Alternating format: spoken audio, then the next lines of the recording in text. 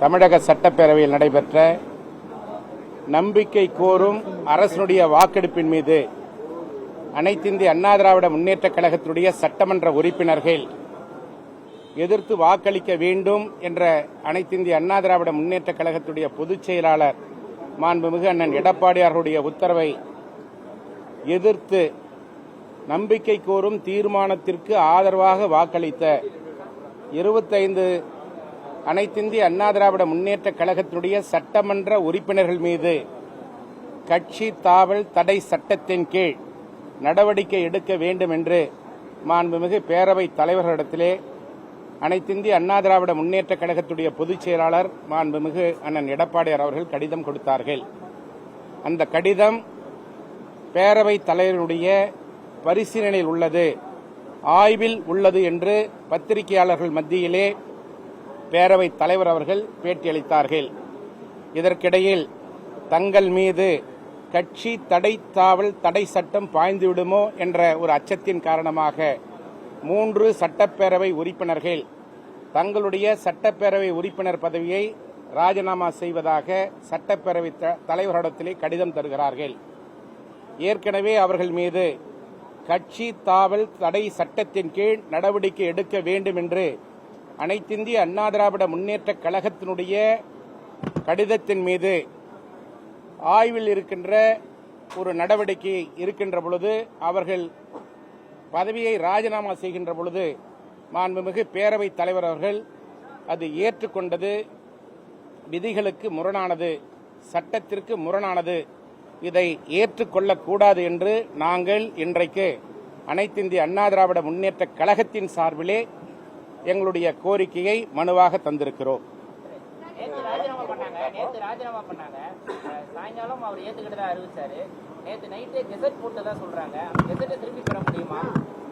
மாண்புமிகு முதலமைச்சர் அவர்கள் சட்டமன்றத்திலே பேசுகின்ற பொழுது எங்களுடைய அரசு குதிரை வேகத்திலே செயல்படும் என்று சொன்னார்.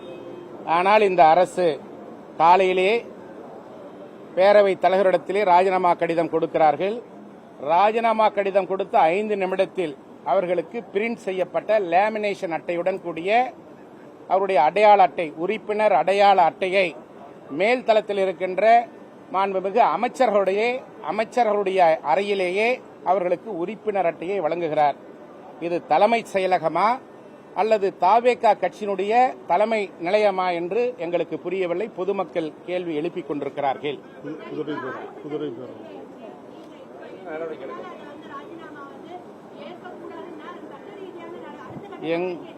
எங்களுடைய கோரிக்கையை மாண்புமிகு பேரவைத் தலைவரிடத்திலே கொடுத்திருக்கிறோம். இதுபோன்று சட்டப்பேரவை உறுப்பினர்கள் ராஜினாமா செய்வதை இந்த அரசு ஊக்குவித்தால் குதிரை பேரம் அளவுக்கு அதிகமாக நடைபெறும்.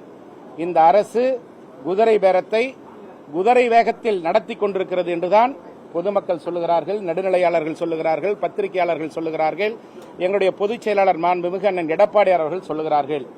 இந்த குதிரை பேரத்தை தடுத்து நிறுத்துவதற்கு இந்த அரசு முன்வர வேண்டும்.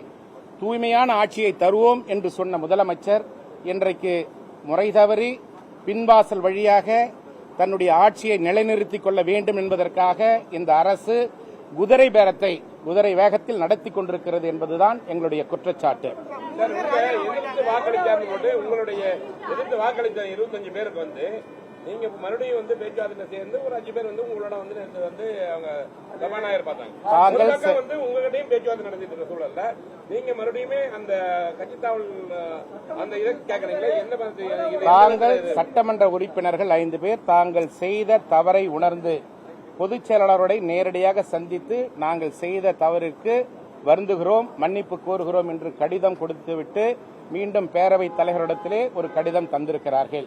அவர்கள் செய்த தவறை அவர்கள் உணர்ந்துவிட்ட காரணத்தினால் மீண்டும் அனைத்திந்திய அண்ணா திராவிட முன்னேற்றக் கழகத்தில் கழகத்தினுடைய பொதுச் செயலாளர் அண்ணன் எடப்பாடியார் தலைமையை ஏற்று நாங்கள் உறுதியோடு விசுவாசத்தோடு இயக்கத்தினுடைய தலைமைக்கும் நடந்து கொள்வோம் என்று உறுதி தந்திருக்கிறார்கள். செயல்பாடு சரியில்லை அவங்க 3 பேர் ராஜினாமா பண்ணாங்க. 3 பேர் ராஜினாமா, நீங்க ஒரு பக்கம் 5 பேர் இருந்தீங்க, இந்த 3 பேர் ராஜினாமா பண்ணது எப்படி இருக்கீங்க? ராஜினாமா செய்த சட்டமன்ற உறுப்பினர்கள்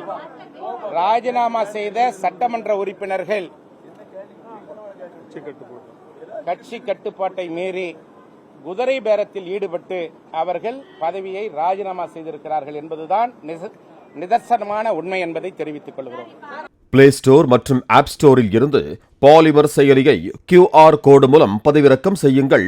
செய்திகளை உடனுக்குடன் பெறுங்கள்.